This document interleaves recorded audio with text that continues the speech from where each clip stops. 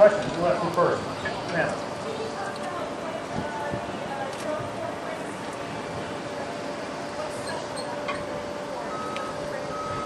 Well, Gerald R is a capital ship. So an aircraft carrier forward presence, our ability to decompress and take the load off the other carriers that are operating the fleet right now with a pretty heavy maintenance requirement and operational requirement.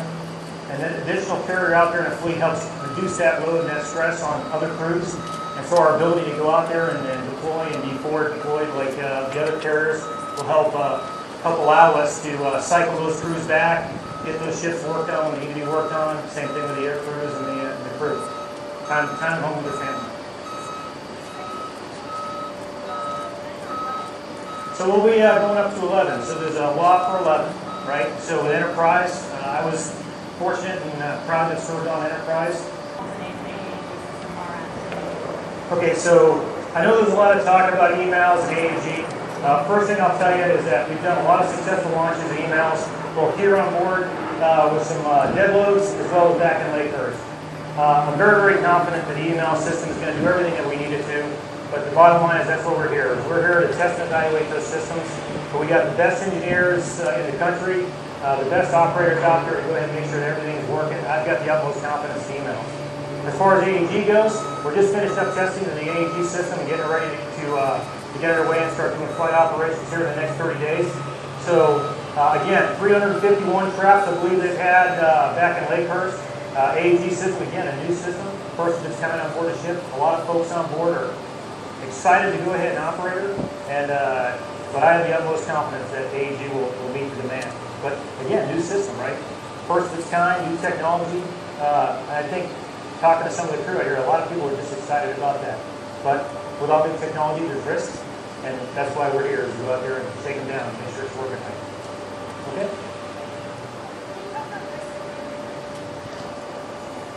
So what I'll do is I'll repeat the question back since we're having a little bit of a problem here with the audio. So cyber attack, the information assurance and protecting the network is what your question was. So with a lot of folks that are involved in the cradle-to-grave development of a lot of systems on board. Now while a lot of this stuff in development is well above my pay grade, and honestly, I mean, I come back from the days of the 80s when we weren't even talking about computers, but there's a lot of smart people out there that are out there to harden our systems. But really it comes back to our most vulnerable spot, and that's our people. To make sure our people are trained in terms of how to use those systems. Okay, so the question was, what's the next step after commissioning and kind of the roadmap to operational deployment, right, for the first deployment. So once we finish up commissioning, we go into what we call a shakedown period. And that God bless you. And that shakedown period is there to really test a lot of the systems, a lot of new systems out there. Find out what's working right, what needs to be corrected, what needs to be maybe redesigned. Once we get through that shakedown period, we go into the post-shakedown availability period. That's where we have the opportunity to go back and correct some of the deficiencies, continue some of the installation of some critical systems that are still to be installed. And then once we finish up post-shakedown availability, we'll go into a it's a post-shakedown, post-PSA period where we go ahead and we take all those new systems, all the fixes, and we go into a PBT&T, special seat trials, make sure that everything is working right, and then we go into IoT, and that's basically going into operational use where we start working up an air wing. All this stuff takes time. So in an ideal world where everything works right the first time, you go out there, it all works great, and you're kind of on timeline. If you go out there and it doesn't work quite right, you have to redesign, or maybe there's something that they can do that makes it a little better, that will take time. And then once we do that, we've got all that stuff ready to go, we'll start working up an air wing, and then going out to deployment. So that deployment date, somewhere out past 2021, 2022 is what's pretty much being put out right now. But all that's predicated on how well we do during a shakedown, in terms of our goals and objectives. And you know what, the world can change between now and then. We may be expedited and move forward, and there's a lot of things that are well above my pay grade. Honestly, I'm just an operator who wants to take the ship out to sea and catch airplanes and shoot airplanes. And I think pretty much everybody on board the ship is looking forward to do that as well. Yeah, so there's other systems like some of our combat systems that we are still getting in place. We're still doing a lot of research and development and pulling some of that technology in. We're doing a lot of work right now with our DDR system, multifunction on search radar.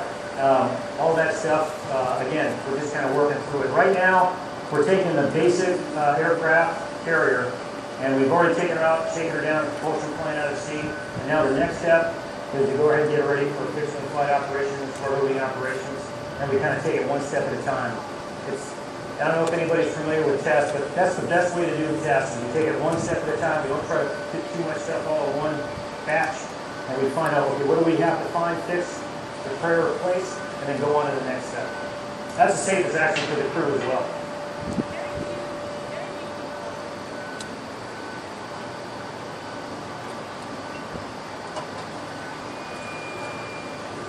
Well, first it's an honor. The other part is that it's an honor to lead such a great crew in terms of going out in that endeavor.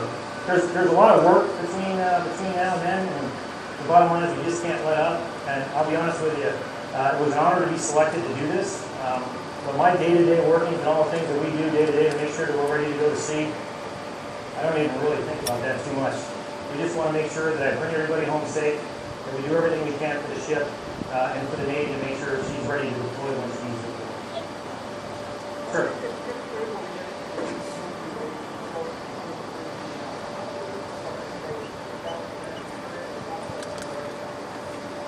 Well, for sortie completion rate, a lot of that is, again, that's an objective. Our job as operators to go out there and test and make sure it's right. So the XO probably talked to you about it, reduce the size of the island, increase some of the deck space, got in-deck refueling capability, advanced weapons elevators that allow us to load those airplanes faster. But you need the airplanes, you need the air crew, right? And if I increase the sortie generation rate, I increase the number of weapons over the target. I increase the presence that I can have for the ground controllers, the people on the ground, which a lot of my missions when I was over Afghanistan and Iraq were just the sound of jet noise overhead and knowing that you got somebody carrying some heavy ordnance for you when you need it. And that's really what it's all about, is getting the number of assets overhead to protect the guy on the ground. Sure. Shock trials, that is so far above my pay grade, to be honest with you. You know, as an operator, man, I just want to go to sea. You know, I want to launch airplanes and catch them and hopefully get a launch and a cap and a respite myself in the Super Hornet. But that's something that our lawmakers and our senior Navy leadership are going to have to work out. My job is to execute the plan. So if I'm given the opportunity to take her out of shock trials, our job here is to get her there and make sure we have a successful execution. As far as the questions about North Korea, so we talked about the now, and we can talk about the then. So the now, not likely. We got too many things that have to go on board this ship to take care of her. Our primary responsibility is to make sure that our ready aircraft carriers are ready to deploy and do it. You know, you got Reagan out there, 7th Fleet, got a lot of assets that really need that support to get out there. But our job right now is to make sure we prepare the ship for operations. And then there's the then. So in the future, when this aircraft carrier can deploy, again, presence matters, and our ability to be pre-positioned in support of the 7th Fleet assets out there, it all matters. It doesn't matter whether it's North Korea or any other place around the world. Well, there's a lot of areas on board the ship that are cooler than they were on Enterprise. And some of you might not understand the joke, but you know, it was an old ship, but it was a great ship. We did a combat deployment to Iraq and Afghanistan. We did a lot of great work on board her in 2006. Again, a tremendous asset. It doesn't matter really which asset you're on board. As an aviator, I was a squadron commander, DF-86, and really at that time all I cared about was that my aircraft were up. I was able to get ordnance loaded on the board, and then they could launch me on time. And they did just that. Again, an excellent crew on board Enterprise, an excellent support network. And my job right now is to make sure that my crew is as good as, if not better, than that crew on Enterprise. So that's my primary task. Okay. Right. Any other questions? Yeah, emails. It's a really neat system, and I know that kind of overgeneralizes it a little bit, but you know, the bottom line is that when you have steam, okay, there's a lot of maintenance associated with it. The email system allows us to go out there and launch aircraft and do some great work. It also opens the envelope. So I can launch heavier aircraft, lighter aircraft. I can change the loading profile on that aircraft so I can increase the service life of the airframe that's launching. I can launch a much lighter aircraft, whether it be an unmanned vehicle or a heavy unmanned vehicle. So it's really about the envelope. It's opening the envelope for the other future aircraft, the future capabilities of the Navy that we otherwise would be constrained with the steam capital system. Okay? Visibility restriction off the stern, and you're actually looking at a part of the landing area that's different. You just got to get used to it. But most importantly, it kind of opens up the deck a bit. And you also probably notice that we've got 3 elevators instead of 4, so there's no aft elevator H3. H3 is over here, no H4. Well, we have to break the paradigm because that's the way we did it on Nimitz, right? So everybody's like, well, that's not the way we did it on Nimitz. That's not the way we did it on Enterprise. Right, this is the way we're going to do it on Ford. So there's opportunity to take all the good lessons learned, risk, and all the hazards and stuff like that that are inherent in naval aviation and ships at sea. Take those, and then capture what's different about this ship, and then make it good. So that's, I think, one of the things for the ownership, for the crew, is they're at the starting line for a lot of new ways of doing things on board a ship. But there's also a lot of old ways that are going to work, kind of proven. We've learned those lessons in blood, and we're not going to let those fade away. So, again, a great opportunity for the crew. But there's going to be a Ford way of doing things that's uniquely different than Nimitz, just because of the way the ship is. Right, so that is a challenge. There is no schoolhouse that says this is Ford, except Ford. So our schoolhouse is on board. So what we do in terms of managing our manpower is a lot of folks are anchored in when they rotate from the ship based on the commissioning date. So as that commissioning day slides, or the delivery slides, it's the bow wave that kind of get traded. So what we have to do is we have to level that bow wave out with people, and maybe roll some people earlier. So maybe those people that are rolling earlier are subject matter experts in their system. They go to shore duty, they go to the schoolhouse, and then by the time 79 comes around, okay, they'll have a unique qualification code that will allow them now to rotate to 79. But it's a challenge because, again, you're standing up a new system. So what you know now may be different than when you come back. Things change in 2 or 3 years. So there may be some new way of doing the system, maybe new procedures, but it is a challenge. But the best way we can deal with that challenge is we level out the rotation of personnel, make sure we identify the folks that are working on uniquely different systems, and then when they come back, make sure we're grabbing the best of the best, and then bring them back in the fold on either 78 when she gets ready to deploy, or 79. And so there's unique challenges in a PCU environment that is unlike in an operational environment. So that PCU environment also gives them an opportunity to do a lot of learning there too. So I think a lot of people are going to eventually rotate back and probably deploy with this ship. And then there will be also some people rotating into the PCU for 79 and eventually 80. Make sense? Okay. That's my goal.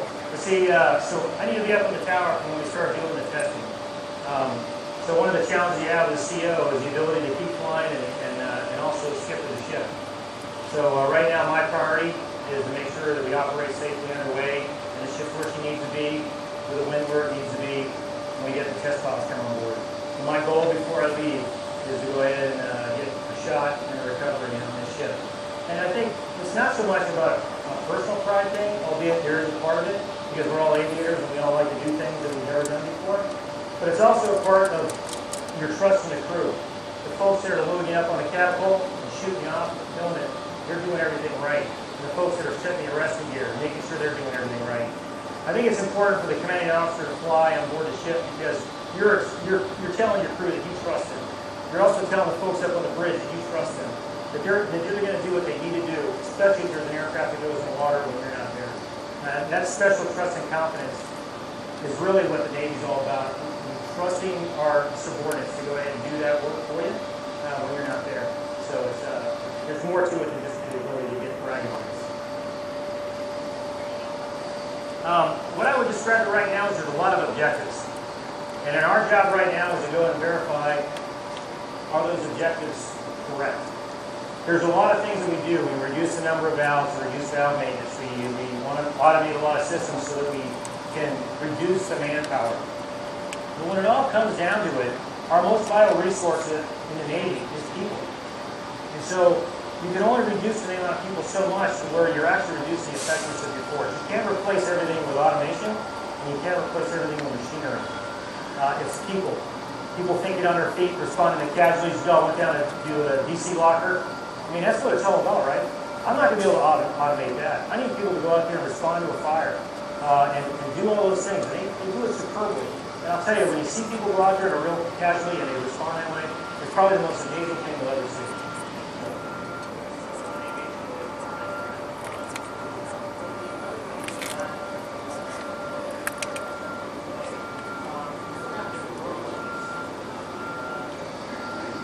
Yeah, so as an aviator, I always say, the more you think you know about the burble, the less you know about the burble.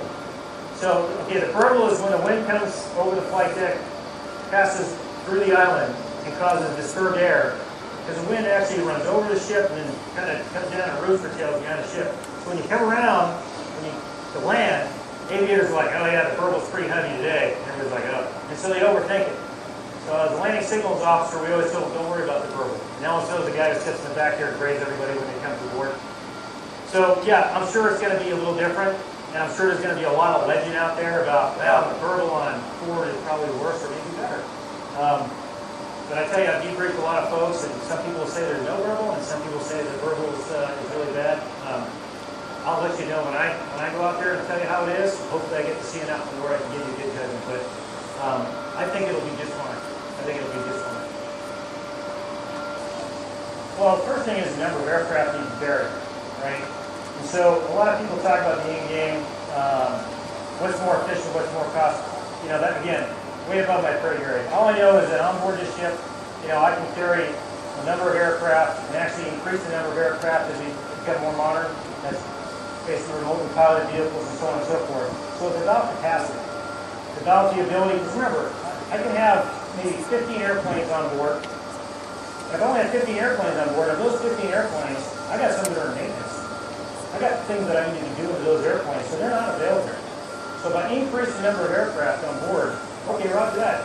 I got some aircraft that are in maintenance, my maintainers can maintain them, get them ready to fly over the beach, and my pilots can go fly the other ones. So it's really about that capacity, that surge capacity, that endurance and persistence that a larger carrier can provide you. And, you know, I'm a little biased because that's all I've really had. But, you know, you can take a look at some of the small carriers, light carriers, back in World War II and compare them to what they could and could not do. We were amazed at what the light carriers could do, but I just want to make sure we're not so short-sighted that we don't take into account what carrier this size. Details about the dual band radar, except it is going to be on board this ship. And it does bring a lot of capability. It reduces the number of rotating radars. You can take a look across the waterfront. So it kind of mixes a lot of capabilities into one radar. And so with that comes some additional complications. But I can tell you that we've got the best engineers out there, some pretty smart people working on it. And every time I sit down with them and get a brief from them, you know, they're doing everything they can to get there. And one of the biggest tests we're going to have is when we go out there and start operating aircraft. Because air traffic control is also a big function. And, you know, like I said, I'm very objective in terms of my assessments. I want to make sure I don't go out there and jump to any conclusions. Bottom line is we're going to go out there and we're going to test her, and we're going to provide the feedback that they need in order to make it better. We're operators, so you know, it needs to work a certain way.